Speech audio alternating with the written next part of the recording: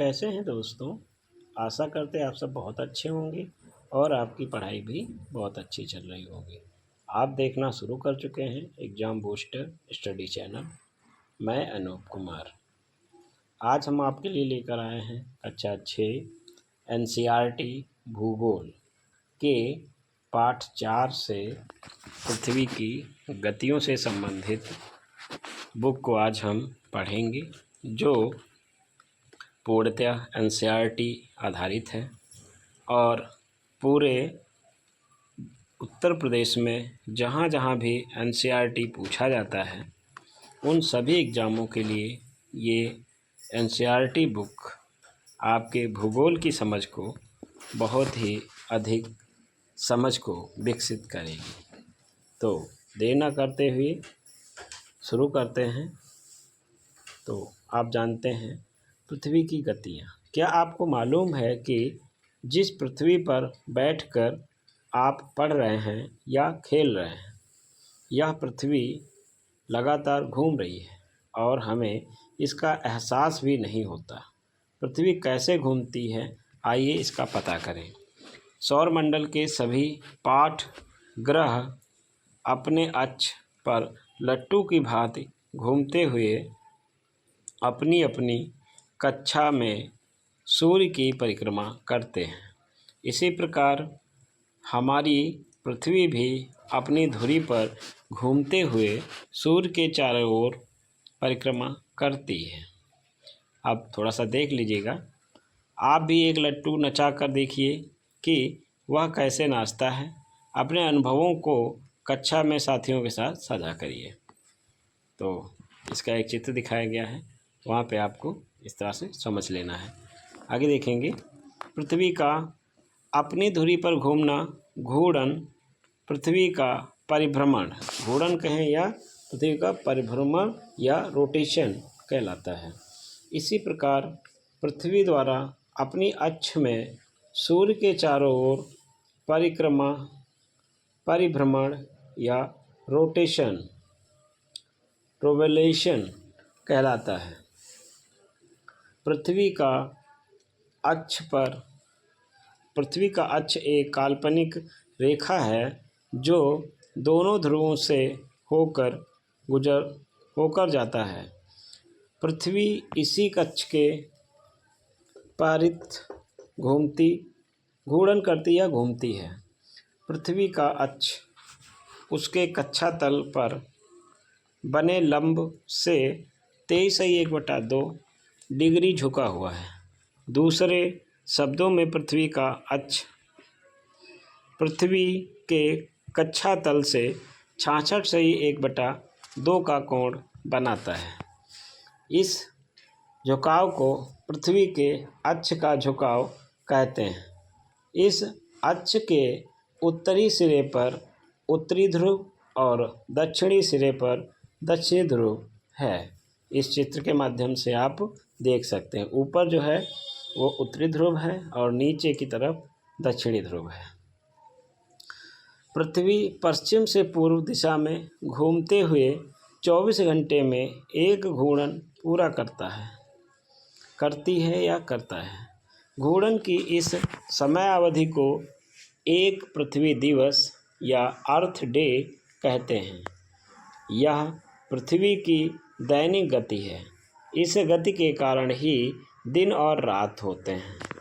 सूर्य, चंद्रमा आदि आकाशीय पिंड पूर्व से पश्चिम पृथ्वी के घूर्णन के विपरीत गति करते हुए दिखाई देते हैं। पृथ्वी सूर्य के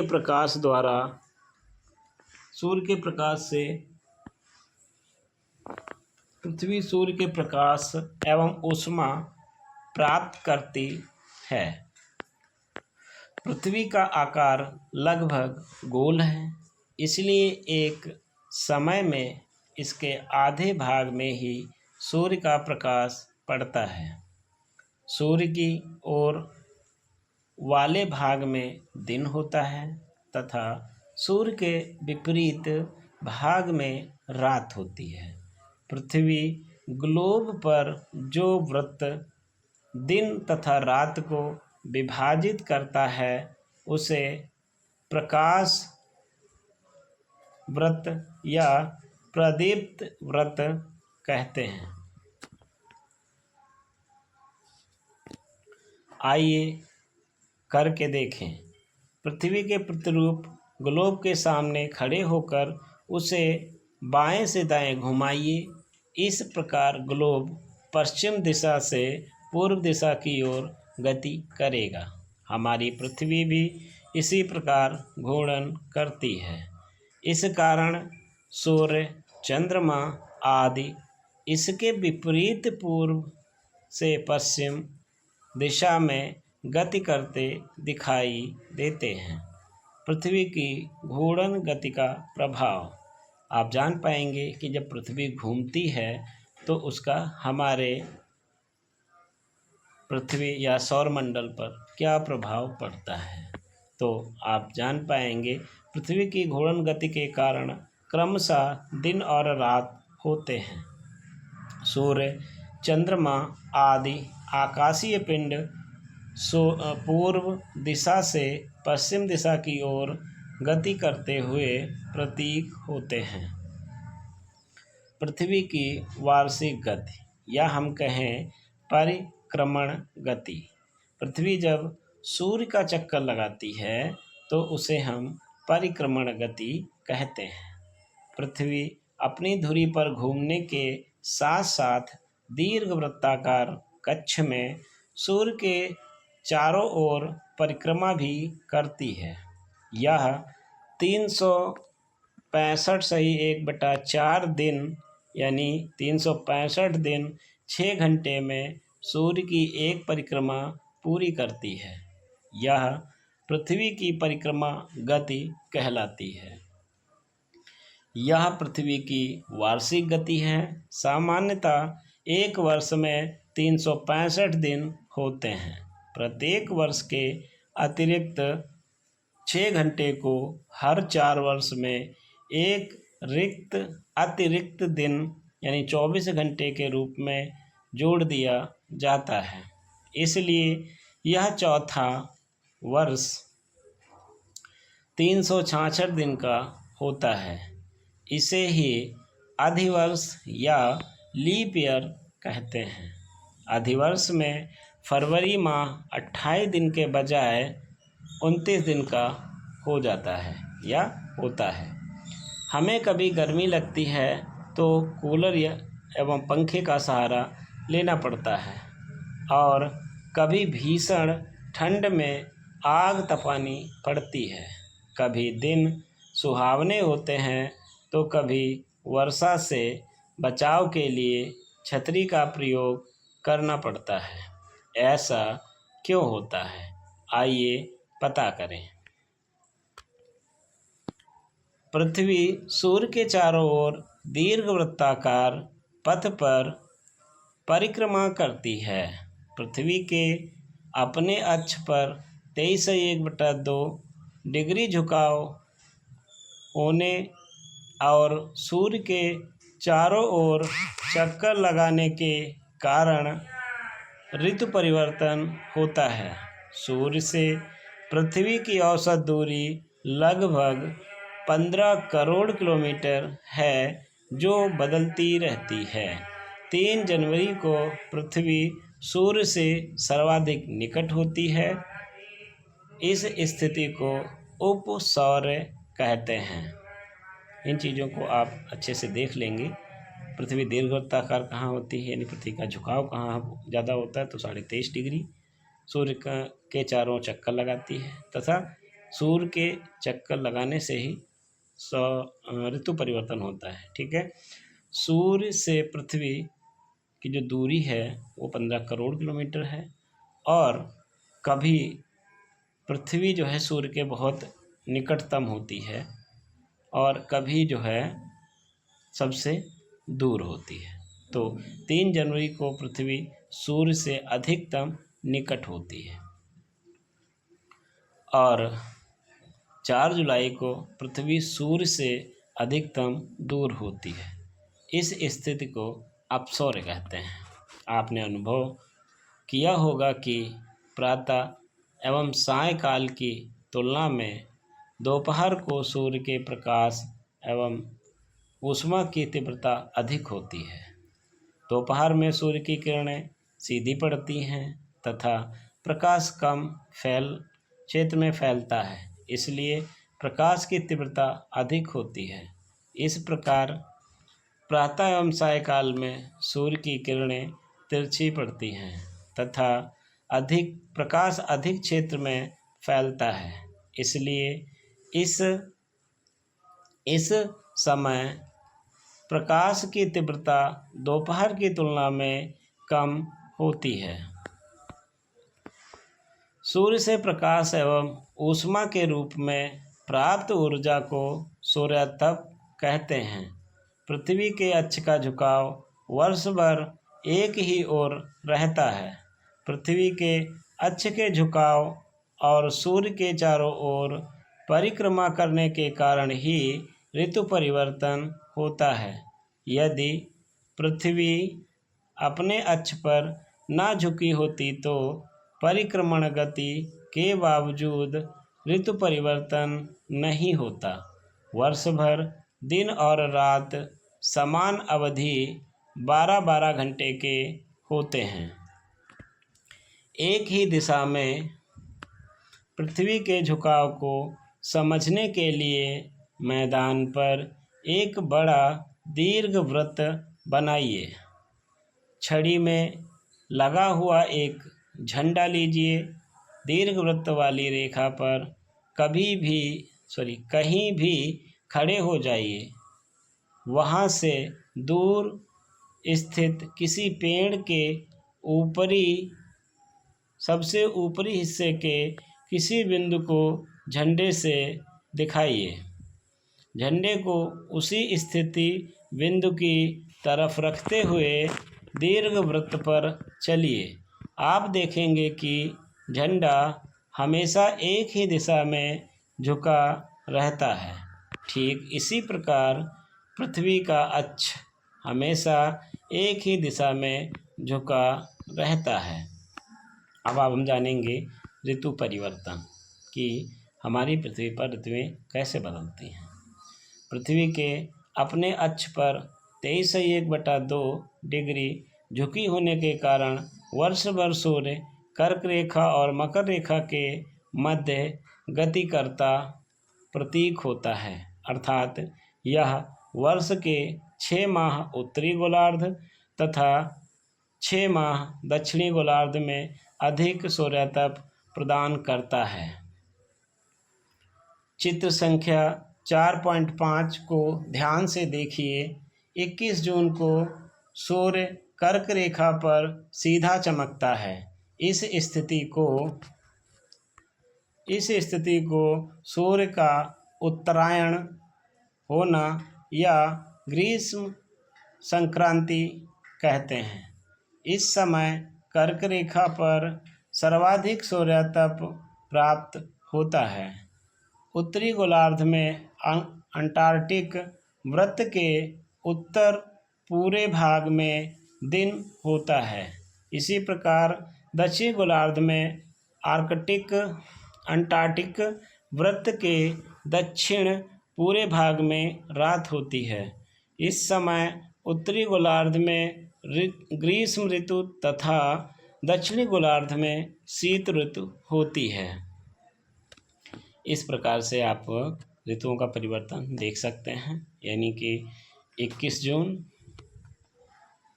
उसके बाद इधर से चलेंगे तो हम देखेंगे 21 मार्च, फिर मार्च से फिर देखेंगे 21 मार्च हो गया, 22 दिसंबर हो गया, 23 सितंबर हो गया और फिर 21 जून हो गया। ठीक है, तो इस तरह से जनवरी से लेकर मार्च से लेकर यहाँ से शुरू करेंगे, 1 मिनट, दिसंबर है ना, यहाँ से चलेंगे हम दिसंबर से, तो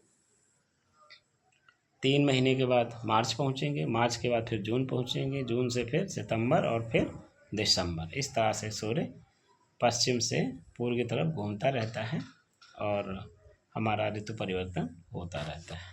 ठीक है, आगे बढ़ेंगे। इसके विपरीत 22 दिसंबर को सूर्य मकर रेखा पर सीधा चमकता है। इस स्थिति को सूर्य का दक्षिणायन होना या मकर संक्रांति या शीत संक्रांति कहते हैं। इस समय मकर रेखा पर सर्वाधिक सूर्यताप प्राप्त होता है। दक्षिणी गोलार्ध में अंटार्कटिक वृत्त के दक्षिण पूरे भाग में दिन होता है और उत्तरी गोलार्ध में आर्कटिक वृत्त के उत्तर पूरे भाग में रात होती है। इस समय उत्तरी गोलार्ध में शीत ऋतु तथा दक्षिणी गोलार्ध में ग्रीष्म ऋतु होती है। 21 मार्च और 23 सितंबर को सूर्य भूमध्य रेखा यानी विषुवत वृत्त पर सीधा चमकता है। इस समय ना तो उत्तरी ध्रुव और ना ही दक्षिणी ध्रुव सूर्य की ओर झुका होता है। पूरी पृथ्वी पर इस समय दिन रात की अवधि समान 12-12 घंटे की होती है। विषुवत रेखा पर सर्वाधिक सूर्यताप प्राप्त होता है। इन तिथियों को विषुव कहते हैं। 21 मार्च को वसंत विषुव होता है। उत्तरी गोलार्ध में वसंत ऋतु एवं दक्षिणी गोलार्ध में शरद ऋतु होती है।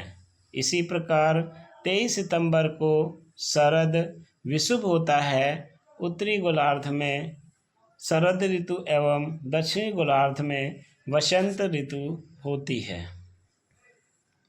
इस तरह से आप इसको पृथ्वी के रोटेशन को देख सकते हैं। ठीक है, ऋतु परिवर्तन इसी के माध्यम से जो भाग पृथ्वी सूर्य के सामने पड़ता है वहाँ गर्मी रहती है और जो पीछे रहता है वो वहाँ पर रात होती है। अब दिन रात की अवधि को भी एक बार देख लेंगे। आपने अनुभव किया होगा कि गर्मी में दिन की अवधि लंबी और रातें छोटी होती हैं। इसके विपरीत जाड़े में दिन छोटी अवधि के और रातें लंबी होती हैं। ऐसा क्यों होता है, आइए जानते हैं। 21 जून की स्थिति में ग्लोब के प्रदीप्त वृत्त को ध्यान से देखिए। हम जैसे जैसे भूमध्य रेखा के उत्तरी ध्रुव की ओर बढ़ते हैं, प्रकाश वृत्त अधिक समय क्षेत्र पर फैलता जाता है। इसलिए हम जैसे जैसे उत्तर की ओर बढ़ते हैं, दिन की अवधि लंबी एवं रातें छोटी होने लगती हैं। 20 दिसंबर को इसकी उलट स्थिति होती है। अब आप बताएं कि 22 दिसंबर को कैसी स्थिति बनती है। दक्षिणी गोलार्ध में स्थितियां इसके विपरीत होती हैं, अर्थात वहाँ 21 जून को दिन छोटी अवधि का और 22 दिसंबर को दिन लंबी अवधि का होता है। पृथ्वी के ताप कटिबंध, अब आप देखेंगे पृथ्वी पर कितने ताप कटिबंध पाए जाते हैं। तो बात करते हैं कर्क रेखा और मकर रेखा के बीच सभी अक्षांशों पर मध्याह्न का सूर्य वर्ष में कम से कम एक बार ठीक सिर के ऊपर होता है। इसलिए यह सूर्य के सर्वाधिक सूर्यताप प्राप्त करता है, अतः इसे उष्णकटिबंध कहते हैं। कर्क रेखा के उत्तर और दक्षिण रेखा के कर्क रेखा के उत्तर और मकर रेखा के दक्षिण में मध्याह्न का सूर्य कभी भी सिर के ठीक ऊपर नहीं होता। ध्रुवों की ओर जाने पर सूर्य की किरणों का तिरछापन बढ़ता जाता है, जिसके उत्तरी गोलार्ध में कर्क रेखा और आर्कटिक वृत्त एवं दक्षिणी गोलार्ध में मकर रेखा अर्थात अंटार्कटिक वृत्त के बीच मध्यम तापमान रहता है। इसलिए इस क्षेत्र को शीत कटिबंध कहते हैं। उत्तरी गोलार्ध में आर्कटिक वृत्त के उत्तर और दक्षिणी गोलार्ध में अंटार्कटिक वृत्त के दक्षिण के क्षेत्रों में बहुत ठंड होती है। यहाँ सूर्य की कभी भी क्षितिज से ज़्यादा ऊपर नहीं दिखाई देता। इस क्षेत्र को शीत कटिबंध कहते हैं। थोड़ी सी शब्दावली को भी देख लेंगे। कर्क संक्रांति यानी उत्तर अयनांत, उत्तरी गोलार्ध के सूर्य की ओर झुके होने के कारण 21 जून को इस क्षेत्र में सबसे लंबा दिन होना। मकर संक्रांति दक्षिण अयनांत, 22 दिसंबर को सूर्य की किरणें मकर रेखा पर सीधी पड़ती हैं और दक्षिणी गोलार्ध में लंबे दिन होते हैं।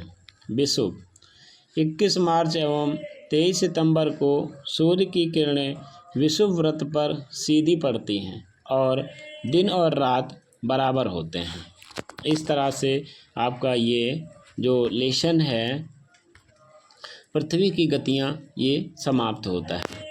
आप इस वीडियो को 1 से 2 बार देखेंगे और पृथ्वी पर दिन और रात तथा ऋतुओं का परिवर्तन तथा इस पर जो कटिबंध हैं, कितने प्रकार के कटिबंध पाए जाते हैं, इसके बारे में आपको जानकारी मिल गई होगी। और निश्चित रूप से जब भी परीक्षा में आप बैठेंगे तो इसके सभी प्रश्नों को अच्छे से हल कर पाएंगे। हमारी वीडियो आपके लिए अगर यूजफुल लगी हो तो हमारी वीडियो को लाइक करें, हमारे चैनल को सब्सक्राइब करें और अपने दोस्तों में शेयर करें। अगर कुछ इसमें त्रुटि आपको लग रही है तो हमें सुझाव के माध्यम से कमेंट करें। वीडियो देखने के लिए धन्यवाद दोस्तों। नमस्कार।